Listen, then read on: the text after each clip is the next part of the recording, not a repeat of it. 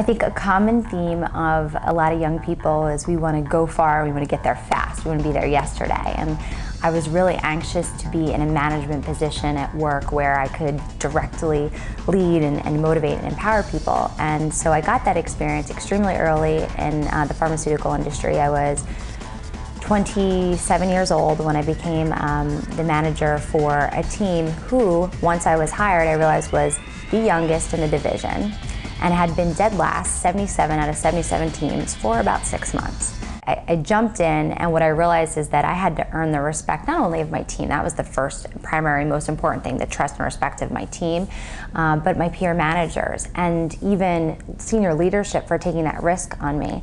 And it was a huge struggle the first 6 months because you're both trying to discover yourself as a leader, and you know that the primary thing is to develop and invest your time in motivating that team, figure out what's important to them and spend that time with them, create a team culture. Yet everybody's looking at you and they're doubting, maybe you were too young and I was getting my MBA at night, maybe I have too much on my plate, can I handle this?